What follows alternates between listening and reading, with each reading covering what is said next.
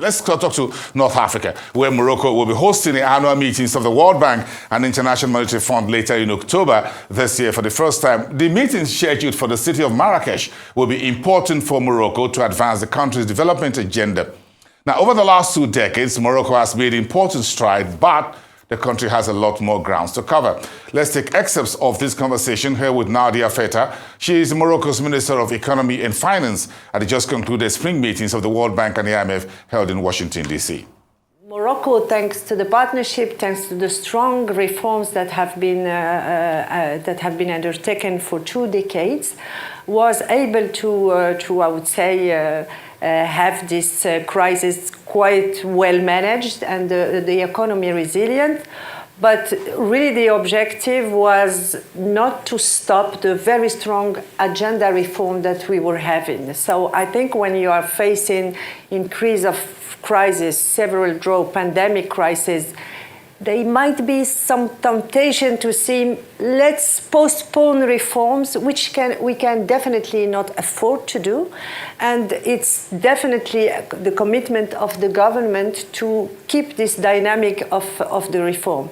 So the solution was to have an insurance first. So we are really very happy to have it really as an insurance, to keep on this, I would say, path of transformation with some kind of serenity. And the other thing is to keep the discipline of, I would say, going back to macroeconomic fundamentals. It is also important.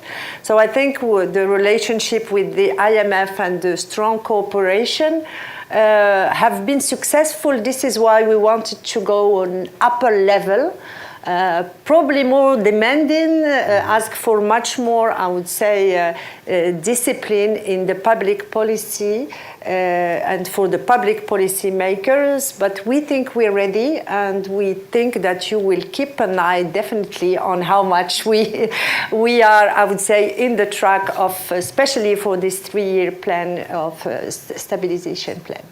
Thank you very much. Before moving to my next question, which is also an interesting moment where we work together, I would like to recognize your team, those who behind the scene have worked over in the previous program in order to make all these reforms. I think both Ministry of Finance and the Bank al-Maghrib team, as well as also other government agencies, did an excellent job. Thank you very much. My second question is, we have, over the last 3 years, all of us had to deal with successive shocks. And COVID was one of those that had, I would say, specific meanings, because lives were at stake, livelihoods too. You had to manage this, and then after that you had to manage the droughts, giving the importance of the agriculture sector in Morocco, and the spillover from the war in Ukraine. Tell us a bit, what is the recipe for resilience? The recipe was first confidence. Confidence that we had a vision, we had the Majesty's leaderships, and we had, I would say, some serenity in the dialogue with all the stakeholders and the population. It was really important because, as you mentioned, in COVID time, we were so lucky to have vaccines at very early stage, that we could have direct money transfers to the most vulnerable families. We were amazed how we could do it easily thanks to digital. And when I'm not talking just about those people who organized the transfer, but people who were sitting in rural areas and having the trust that they will get the money because the government had promised to have the money.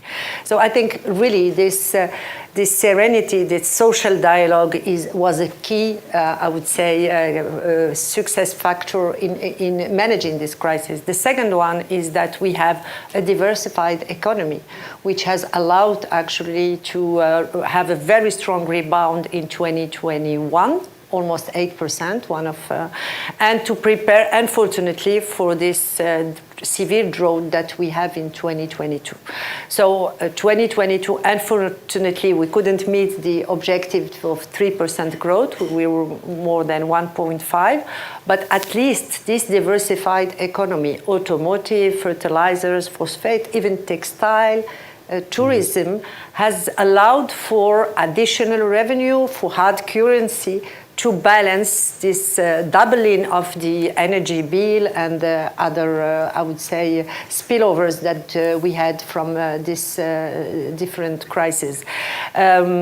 We had to, I would say, manage carefully the fiscal tool to have targeted measure. Also, we have been quite disciplined in explaining that we won't be back to subsidize any oil at the gas station, but keep subsidizing what is necessary, cooking gas, wheat, sugar, and maybe transport for people and goods. So I think it was important to keep these measures, because the other challenge is to keep, I would say, putting the fundamentals for growing economy, for industries, etc. I think it's a mix of all this. Of course, we were supported also with our partners. We could keep, even if we have, I would say, more severe condition in the financial markets, I think that this narrative story, strong reform agenda and disciplined policy, I would say fiscal policy, have allowed us also to access to markets 2 months ago at quite, I would say, satisfactory conditions. It was interesting during COVID, because I think it was one of the few countries where the private sector came in also to support the government in providing the necessary support for people and for livelihood. What keeps you awake at night these days? What are the issues that for you in the next year or two are the most challenging for you as Minister of Finance? I hope that the global economy will recover, and I cannot think about another worst case scenario than these 3 years of different crises. But definitely water management is one of our priorities, very important for us. I think we've taken the proper measures for this, but we definitely, to be prepared, we still need some rain. Water management is very important because it's vital resource, but we are changing our mindset. We don't want anymore to manage drought years. We want to manage climate change in general and water scarcity as, I would say, the base case, and really change our strategy and philosophy around this. The second thing is that to keep this trust of the private sector, the trust of the union, the trust of the population, because we need the private sector to invest, to create jobs. We need the population to wait for this, I would say, social protection, for this social state to be built. Maybe we will be back to this reform. This is important.